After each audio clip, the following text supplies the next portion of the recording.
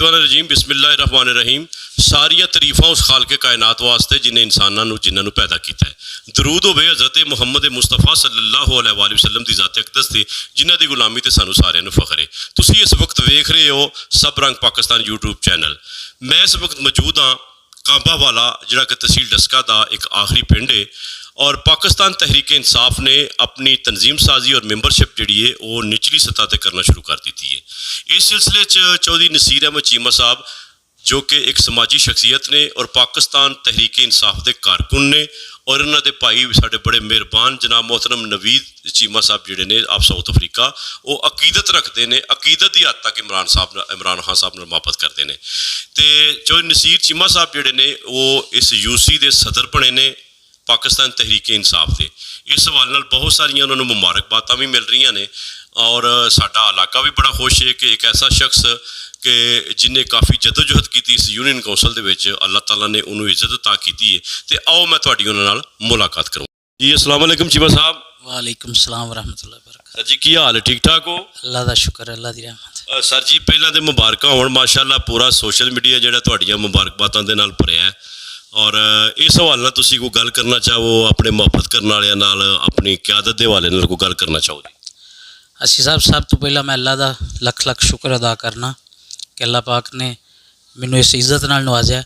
उस तो बाद अपने कायद लीडर इमरान खान साहब और अपनी जिहड़ी ज़िले की सारी क्यादत है मैं उन्होंने भी शुक्रिया अदा करना वा। चौधरी अजीम नूरी कुमन साहब, ब्रिगेडियर मोहम्मद असलम गुमन साहब और उन्होंने नाल जिन्ने भी उन्होंने साथी आए ने मैं सारिਆਂ का शुक्र अदा करना। उस तो बाद अपनी हल्का PP 44 के जी क्यादत है जनाब मलक मनीर साहब और चौधरी सलीम वड़ियाज साहब उन्होंने भी शुक्रिया अदा करना। उस तो बाद अपनी UC की क्यादत चौधरी खालिद मोह सियान साहब, चौधरी सईदुल्ला सियान साहब, चौधरी मानुल्ला सियान साहब, चौधरी सानुल्ला मैंबर साहब और भी जिन्हें साथी साढ़े बुजुर्ग अल्लाह क्यादत। और मैं इस जगह पर चौधरी अब्दुर्रहमान साहब ने भी मिस करना कि साड़ी वो भी इस इलाके की जानी पहचानी शख्सियत सन और साडा एक ग्रुप का बहुत वड्डा नाम सी। मैं उन्होंने भी दिल नाल एहतराम और शुक्रिया अदा करना। उन्होंने वास्ते खसूसी दुआ भी करना अल्लाह पाक उन्होंने गुआरे रहमत च जगह अता फरमाए। बाकी मेरे जिन्ने भी साथी ने मैं सारिਆਂ का शुक्रिया अदा करना क्योंकि अस साहब इन्हां सारिया चीज़ों वास्ते साथियों की लोड़ होंदी है और अल्लाह के फजल नाल मैं समझना अल्लाह ने जी इज्जत दी है सारिਆਂ तो वड्डी यही है कि साढ़े साथी जोड़े जिन्हें साथ दिता है और उन्होंने नाल लग के जी सानू इस पिंड विचों खास करके PTI नूं इज्जत लभी है अज उहदा शुक्रिया नसीर चीमा साहब। जिस तरह मैं समझना ये बड़ी अच्छी तुसीं गल की है कि अपनी क्यादत का भी तुहां शुक्रिया अदा किया, अपने मोहसना का शुक्रिया भी अदा किया। तो चाचा जी अब्दुर्रहमान साहब तो साढ़े जनाब अपना सिर दे ताज सन माशाअल्लाह साडा जिहड़ा सी उन्हां दा एक अपना रोब सी ते अल्लाह ताला उन्होंने जन्नत फिरदौस आला मुकाम अता फरमाए जी। साडे बुजुर्ग सन और हकीकत ये कि तुसां उन्होंने इस मौके पर याद रखिया तो चंगे पुत्र जिहड़े हुंदे ने वही हुंदे ने जिहड़े अपने बुजुर्गों को याद रखते हैं।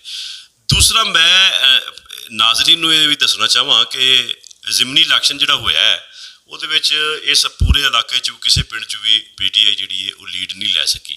तुहाडे पिंड दी की सूरत हाल सी? इस पिंड की असल वजह जी है जिस तरह तुम सारिਆਂ दोस्तों ने पता है कि ओवरसीज़ पाकिस्तानी जोड़ा वो इमरान खान बड़ा ही पसंद करता है।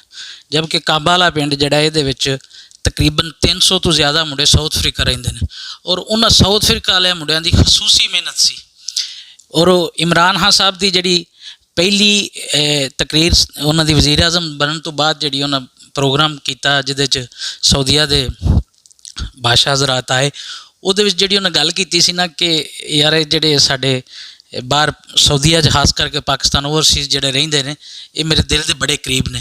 तो बाहर वाले बंदियां ने बड़ी गल याद रखी है और कांबा वाले दे विच उन्हां साथियां ने जिहड़े साउथ अफ्रीका खास करके रहिंदे हन। बाकी चलो इहदे विच असी 475 वोट ले हैं, हर वोट की उन्नी ही पावर है उन्नी ही कदर है। मैं पूरी UC जो ही कांबा वाले तो PTI जिताई तो वो साढ़े जिन्ने भी दोस्त बाहर वाले हैं उन्होंने खसूसी जी काविश सी जिसकी वजह तो कांबा वाले जी PTI जीती।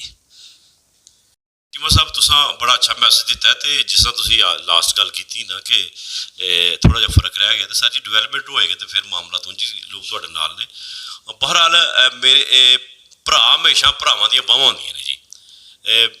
तुसीं वेख रहे हो कि मेरे कोल शबीर चीमा साहब मौजूद ने। शबीर चीमा साहब ਕਾਂਬਾ ਵਾਲੇ ਦੇ ਜ਼ਕਾਤ ਉਸ਼ਰ ਕਮੇਟੀ ਦੇ ਚੇਅਰਮੈਨ ਵੀ ਨੇ ਤੇ ਪਾਕਿਸਤਾਨ ਤਹਿਰੀਕ ਇਨਸਾਫ ਦੇ ਕਾਰਕੁਨ ਵੀ ਨੇ। ਚूँकि ਇਹ ਭਾਈ ਨੇ ਆਪਸ ਮਿਲ ਕੇ ਚੱਲਦੇ ਨੇ ਤੇ ਆਓ ਹਾਂ ਜ਼ਰਾ ਉਹਨਾਂ ਕੋਲ ਵੀ ਪੁੱਛਦੇ ਹਾਂ ਜੀ। ਚੀਮਾ ਸਾਹਿਬ अस्सलाम वालेकुम जनाब। जी वालेकुम सलाम। सर की हाल है, ठीक ठाक हो? शुक्र अदा ठीक ठाक। सर जी ये दसो सर ਇਹ ਦੱਸੋ ਕਿ ਨਸੀਰ ਚੀਮਾ ਸਾਹਿਬ ਨੂੰ ਅੱਲਾ ਨੇ ਇੱਜ਼ਤ ਦਿੱਤੀ ਹੈ, ਇਸ ਹਵਾਲੇ ਨਾਲ ਅੱਗੇ ਵੀ ਤੁਸੀਂ ਬੜਾ ਕੰਮ ਕਰ ਰਹੇ ਤੇ ਹੁਣ ਮਜ਼ੀਦ ਤੁਹਾਡੇ ਜਜ਼ਬਿਆਂ 'ਚ ਇਜ਼ਾਫਾ ਹੋਇਆ ਵਾ ਕਿ ਇਸ ਵੱਲ ਨਾਲ ਗੱਲ ਕਰੋ ਜ਼ਰਾ ਕੋਈ।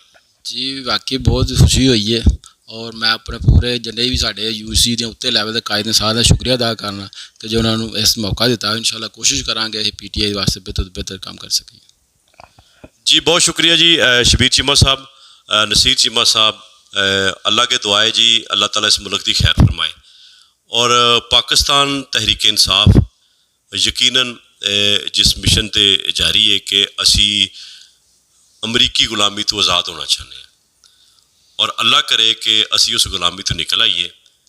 तो अलामा इकबाल ने भी खुद ही का दरस दिता सी ते इमरान खान साहब भी खुद ही दरस दे रहे हैं। तो अल्लाह के दुआए कि अल्लाह ताला इस मुल्क की खैर फरमाए जी। ਜਿਹੜੇ ਬੰਦੇ भी पाकिस्तान की फलाह वास्ते काम कर रहे हैं, पाकिस्तान वास्ते सोच रहे हैं, अल्लाह ताला उन्होंने घर आबाद रखेगा जी इंशाअल्लाह ताला। और एक चीज़ मैं कहता तरीक गवाह है, जिस बंदे ने पाकिस्तान नाल मुखलस नहीं होया ਉਹਦਾ ਨਾ ਘਰ ਆਬਾਦ ਹੋਇਆ ਤੇ ਨਾ ਉਹਦਾ ਖਾਨਦਾਨ ਜਿਹੜਾ ਨਾ ਹੋ ਰਿਹਾ। ਅੱਲਾਹ ਤਾਲਾ की दुआ है कि मुहिब्बे वतन हुक्मरान अल्लाह ताला सानू अता करे। ये पाकिस्तान क़यामत की सुबह तक इंशाअल्लाह कायम रहना है। पाकिस्तान का मतलब क्या, ला इलाहा इल्लल्लाह। बहुत शुक्रिया, साडा चैनल ज़रूर सब्सक्राइब कर दीजिए जी। बहुत शुक्रिया जी। ये नाल ही मैं इजाज़त चाहना। अस्सलाम वालेकुम व रहमतुल्लाहि व बरकातहू।